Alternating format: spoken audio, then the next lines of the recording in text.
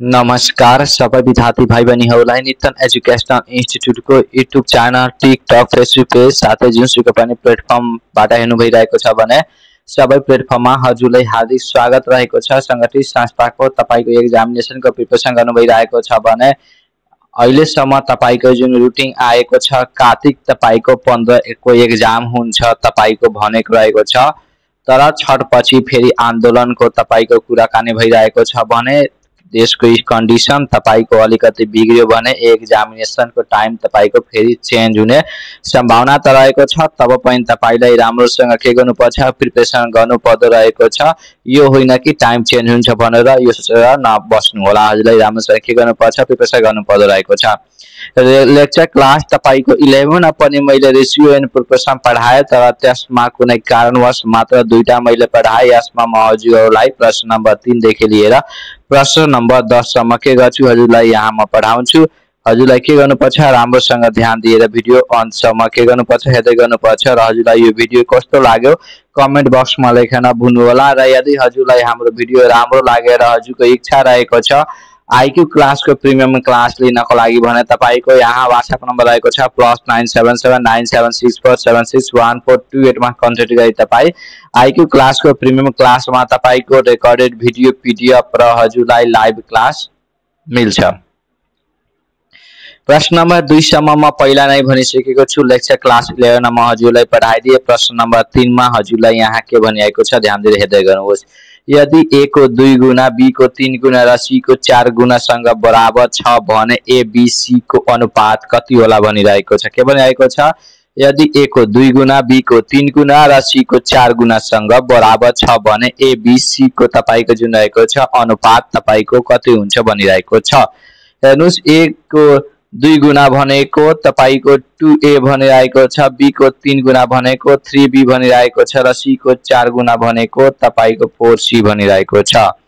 यहाँ तपाईको कस्तो कन्डिसन रहेको छ हेर्नुस्, 2a = तपाईको के रहेको छ 3b छ, a बाइ तपाईको b = 3 बाइ तपाईको के भयो 2 भयो भनेको a b = तपाईको के भयो 3:2 भयो।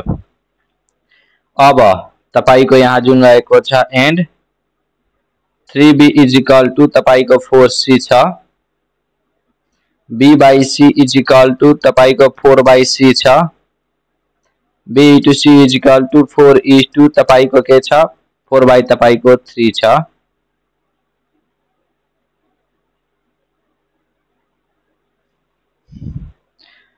अब तपाईको यहाँ के गर्नुपर्छ,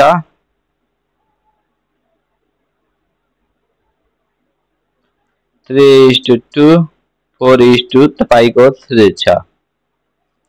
हजुरको यो जुन 2 छ यसलाई यहाँ गर्दिनु होला र यसको 4 लाई के गर्दिनु पर्छ यहाँ गर्नुपर्छ।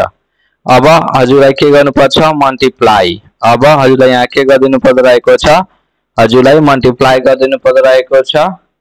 तपाईको 4 3 जा 12, 2 4 जा 8, 2 3 जा तपाईको के हुन्छ 6, 2 ले कट्छ, 2 ले हामीहरु काट्छौं भने 6, 4 र 3 के हुन्छ 6 4 र 3 तपाईको आन्सर कति आयो, a:b:c को 6:4:2 तपाईको 3 यसको आन्सर छ के छ 6:4:3 यसको आन्सर रहेको छ। प्रश्न नम्बर तपाईको हामीहरुको यहाँ 4 मा हेर्नुस् के भनिरहेको छ, यदि a/4 = b/3 = c/ तपाईको 2 भए a:b:t को मान कति होला तपाईलाई निकाल्नको लागि भनेको छ।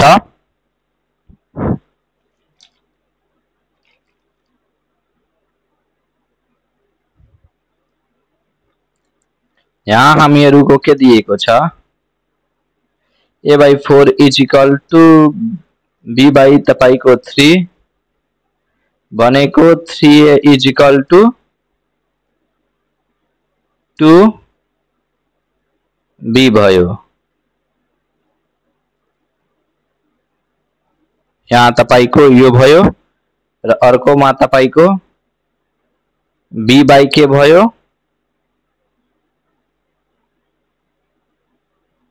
3 is equal to c/2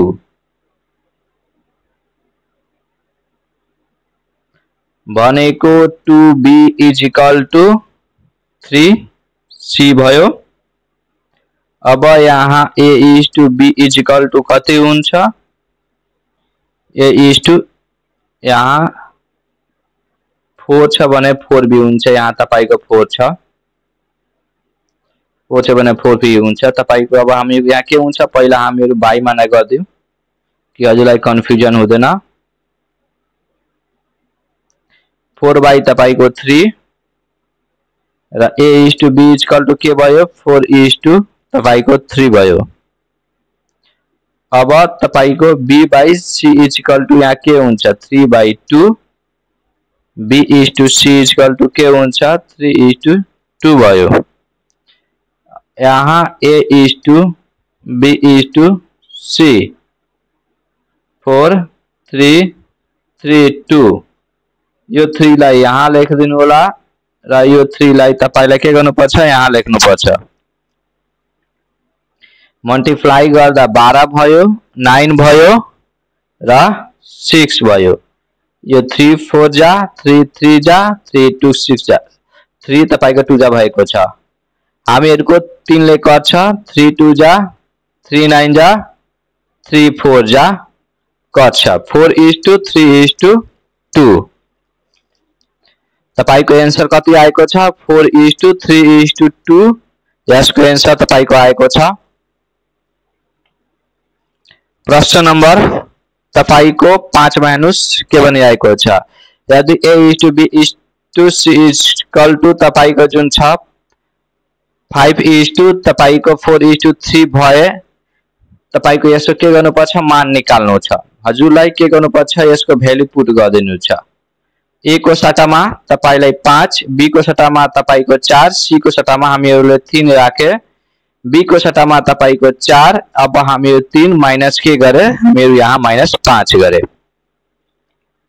value मात्र तपाईको a को सट्टामा a, b को सट्टामा b, c को सट्टामा 3 जुन आएको छ हजुरलाई c को सट्टामा c मतलब a को सट्टामा a, b को सट्टामा तपाईको a को सट्टामा तपाईको जुन त्यसको भ्यालु रहेको छ 5 त्यो, b को सट्टामा जुन भ्यालु रहेको छ त्यो 4 र c को सट्टामा c को भ्यालु के रह्यो? 3 त्यो हामीहरुलाई मतलब a को भ्यालु 5 छ त्यो a को ठाउँमा राख्नु पर्छ, b को भ्यालु 4 छ त्यो b को ठाउँमा राख्नु पर्छ, c को भ्यालु 3 छ त्यो c को ठाउँमा राख्नु पर्दो रहेको छ। आज टङ स्लिप अलि धेरै भइरहेको छ त्यसै कारणहरु बोल्ने के बोल्दिरहेको छु के तपाईले म सोचिआइरहेको छु, ध्यान दिएर हेर्दै गर्नु होला। अलिकति जिउमा प्रब्लम भइसकेको छ, my tongue slip अलिकति बढी भइरहेको छ। 9 माइनस तपाईको 3 7 माइनस 5 भनेको 6 is to के हुन्छ? 2 काट्यो भने कतिले कट्छ? 3 is to 1 ले तपाईको कट्यो। कति कट्यो? 3 is to 1 हामीहरुको रेशियो आयो। 2 के टेबल 3 सम्म पर्छ भने हामीहरुको के हुन्छ? 6 हुन्छ। त्यसै काट्यो 3 is to 1 जुन रहेको छ यो के आयो? हामीहरुको रेशियो आयो। प्रश्न नम्बर तपाईको 6 माइनस के बनाएको छ? यदि x को 15% is equal to तपाईको y को 20% भए x is to y को मान के गर्नको लागि भनिएको छ? पत्ता लगाउनको लागि भनिरहेको छ। के गर्नको लागि? पत्ता लगाउनको लागि भनिरहेको छ।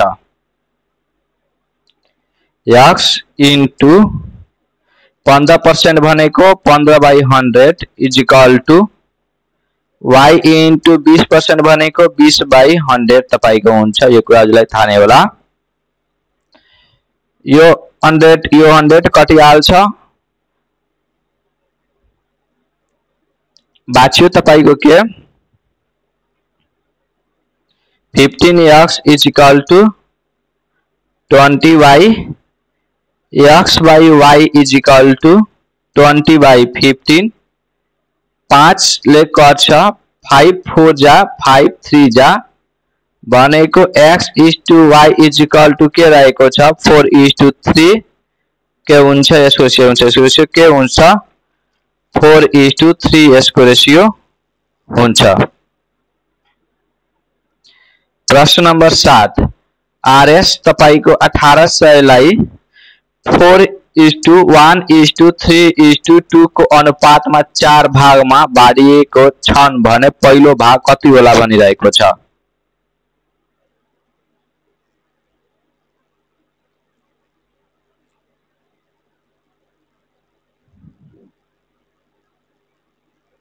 पहिलो भाग तपाईको यो छ, त्यसलाई माथि राख्ने, बाकी सबैलाई के गर्दैन प्लस। दोस्रो भाग भनेको भए हामीहरु माथि के गर्थे, माथि तपाईको 1 राख्थे, तेस्रो भाग यो, चौथो भाग तपाईको यो।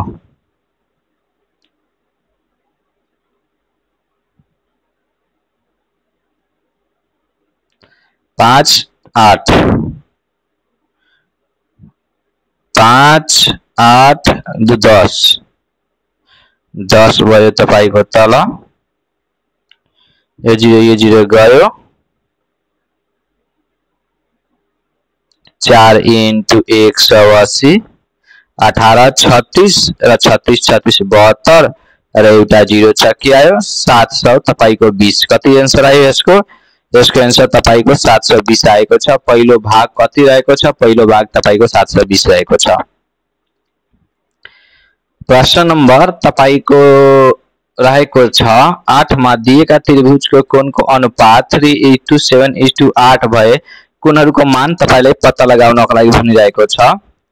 हामीहरुले यहाँ के गर्नुपर्छ, सबैलाई x मा जोड्नु पर्छ, त्यसपछि मतलब x लाई मल्टिप्लाई गरेर सबै जोड दिनु होला, इक्वल टु तपाईको 100 के हुन्छ 80 डिग्री तपाईको त्रिभुजको हुन्छ।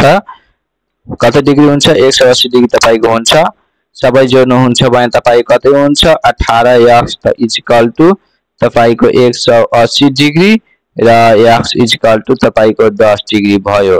भने कोणहरुको मान तपाईलाई पत्ता लगाउनको लागि भनेको छ 3x 7x र 8x लाई के गर्नु छ पत्ता लगाउनु छ भनेको 3 × तपाईको 10 7 × 10 8 × 10 गर्दिनु हुन्छ भने सबैको भ्यालु आइहाल्छ। यसको तपाईको 30, यसको तपाईको 70, यसको तपाईको के हुन्छ 80। सबै कोणको तपाईको भ्यालु के भयो आयो। प्रश्न नम्बर तपाईको 9 को हेर्नुस् के भनिरहेको छ। रु तपाईको 5000 लाई ए र बी मा यसरी विभाजन गर्नुहोस् कि ए ले ए लो होइन तपाईको ले हुन्छ, त्यहाँ लो लेखाइसकेको छ। ए ले पाउने रकमको 3/4 भाग बराबर बी ले तपाईको पाउने रकमको 4/3 भाग तपाईको भए बी ले कति रकम पाउँछ भनिरहेको छ। बी ले कति रकम पाउँछ तपाईले त्यो भनिरहेको छ। हेर्नुस्, ए ले जुन शेयर पाउँछ त्यसलाई के मान्नु होला x, बी ले जुन पाउँछ त्यसलाई के मान्नु होला y। ए को शेयरलाई x, बी को शेयरलाई के मान्नु होला y मान्दिनु होला। अब तपाईको जुन रहेको छ 3 तपाईको 4x, यो ए को शेयर सँग तपाईको जुन रहेको छ बी को शेयर सँग के छ यति तपाईको बराबर बनेको छ। अब तपाईले यहाँ के गर्नुपर्छ क्रस मल्टिप्लाई गर्नुहुन्छ भने तपाईको यहाँ 9x इक्वल टु के भइहाल्छ 16y तपाईको भयो। x को भ्यालु तपाईको कति आउँछ 16/9y आयो। x को भ्यालु तपाईको कति आयो 16/9y आइसकेको छ। अब हजुरलाई के गर्नुपर्छ y को भ्यालु जुन रहेको छ के गर्नुपर्छ y को जुन भ्यालु आएको छ तपाईले एउटा इक्वेसन मा के गर्नुपर्छ राख्नु पर्दो रहेको छ। हजुरको जुन इक्वेसन रहेको छ रु 5000 लाई तपाईको जुन ए र बी मा के गर्नु छ बाट्नु छ भनेको x प्लस तपाईको y इक्वल टु 5000 तपाईको रहेको छ। दुबईमा दुबई जनालाई मात्र बाट्नु छ भने दुबईको शेयरलाई के गर्नुपर्छ प्लस गर्नुपर्छ। अब x को भ्यालु हामी प्लस गरिदिन्छौं भने 16y बाइ तपाईको 9 प्लस तपाईको के हुन्छ y, यो तपाईको रहेको छ इक्वल टु कति रहेको छ 5000 तपाईको भयो। हामीहरुको यहाँ के भइहाल्छ 25y बाइ तपाईको के भइहाल्छ 9 भइहाल्छ इज इक्वल टु तपाईको के भयो 5000 भयो। हामीहरुको जुन रहेको छ y को भ्यालु तपाईको कति आइहाल्छ y को भ्यालु यहाँ तपाई निकाल्नुहुन्छ भने 1800 आउँछ। कति आउँछ 1800 आउँछ।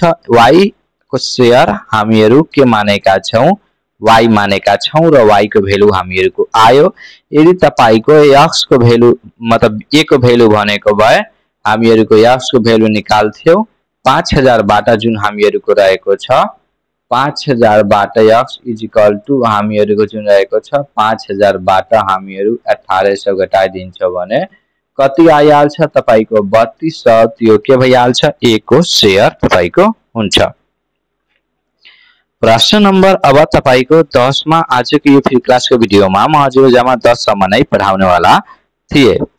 प्रश्न नंबर 10 मा तपाईलाई के भनिएको छ रुट तपाईको जुन रहेको छ 65 लाई a b र c मा यसै विभाजन गर्नुहोस् कि a ले पाउने रकमको 3 गुना b ले पाउने रकमको 4 गुना र c ले पाउने रकमको 2 गुना सँग बराबर भए b ले तपाईको जुन रहेको छ कति पाउँछ भनिरहेको छ। हेर्नुस् यहाँ तपाईको भयो 3a is equal to 4b is equal to 2c। सबैभन्दा पहिला तपाईलाई a is to b is to c को भ्यालु निकाल्नु पर्छ। सर्टकटमा कसरी निकाल्ने यहाँ 4 is to मैले 2 गर्दिए a को निकाल्नु छ भने b र c को लिनु होला। अब तपाईलाई कसको निकाल्नु छ b को भने c र a को लिहाल्नु होला।